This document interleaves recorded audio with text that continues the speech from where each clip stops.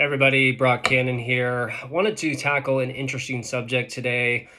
A lot of people ask me, why is it so hard to get out of a timeshare? Why is it not just as simple as sending a letter or sending an email or a phone call and saying, hey, I have no use for this anymore. I haven't used it in years.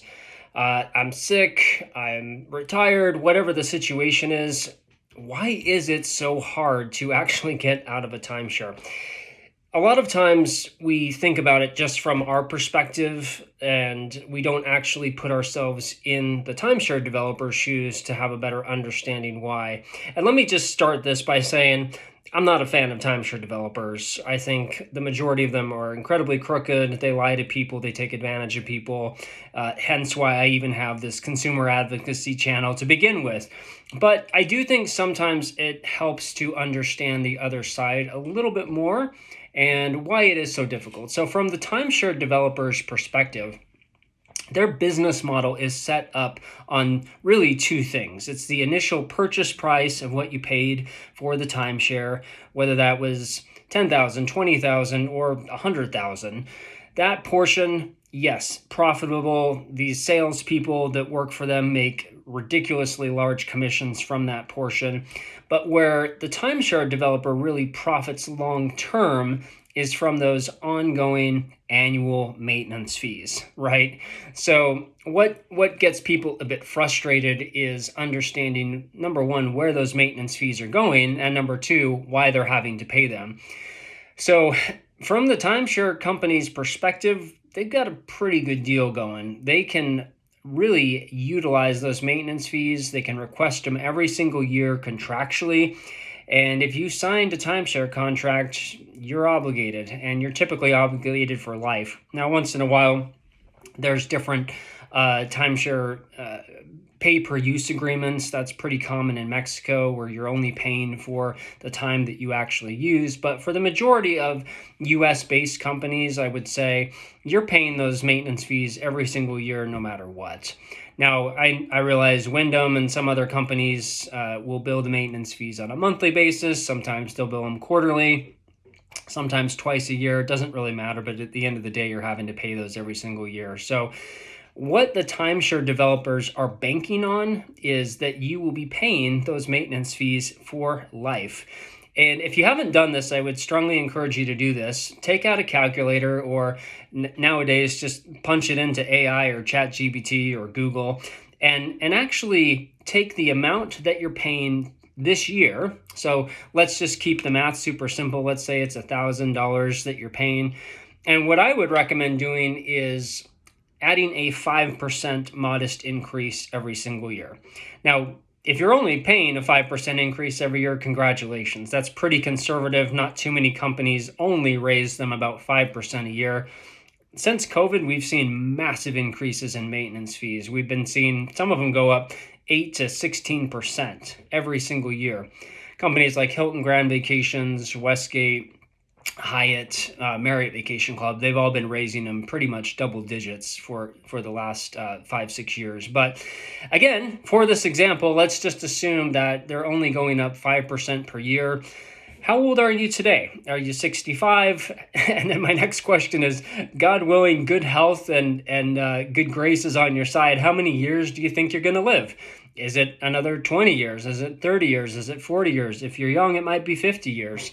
So take that number, calculate in a 5% increase, and times that by the amount of years that you think you're going to live, and see what that number is. And it's pretty staggering, and very few people do that. But it's important to do that to understand why the timeshare developers are putting up such a big fight on letting people out of these contracts. So if you're expected to pay $25,000, $35,000, $75,000, or well over six figures in maintenance fees over the rest of your life, that's why they don't want to let you out. That's a lot of money to them. Times that by thousands of owners.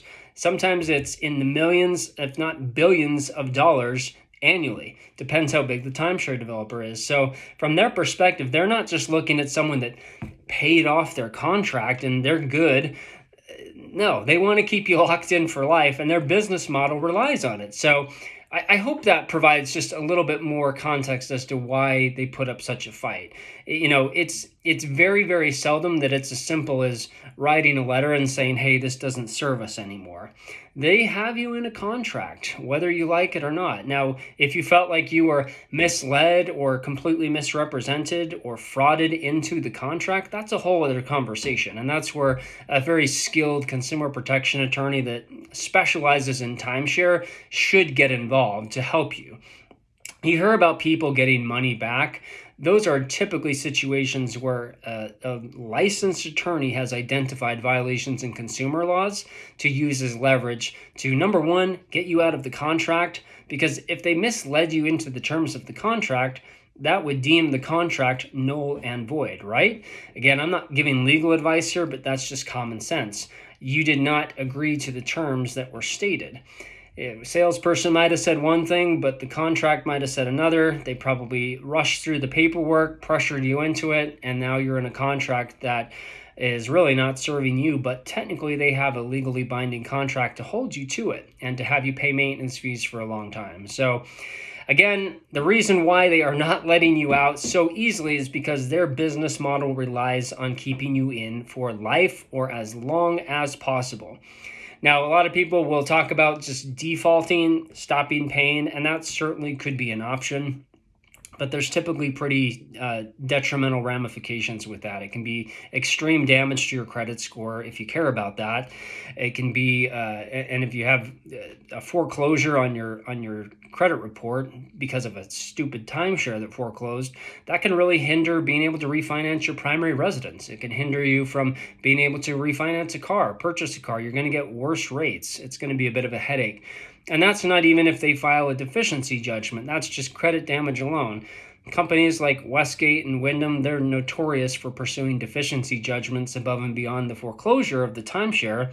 So they're going to come for their money with full force. So it's probably not worth the default option. I get it. Some people don't have any other option, and that's the only way they can do it. But again, just to kind of understand why attorneys are often needed, and I'm talking about legitimate, licensed attorneys that understand consumer protection law, that's probably worth its investment in gold. Would you rather pay, let's just say hypothetically, with all-in retainer fees, administrative fees to terminate the deed or the contractual obligation? Let's just say you spend $5,000 altogether.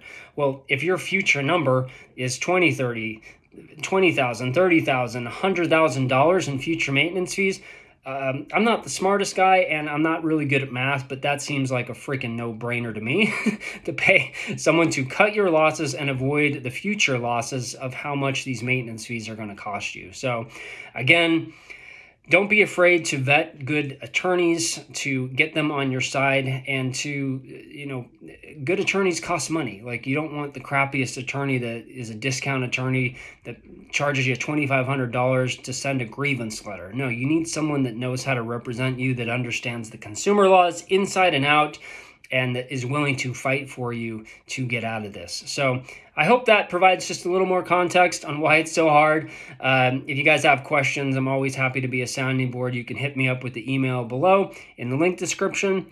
And best of luck. Take care.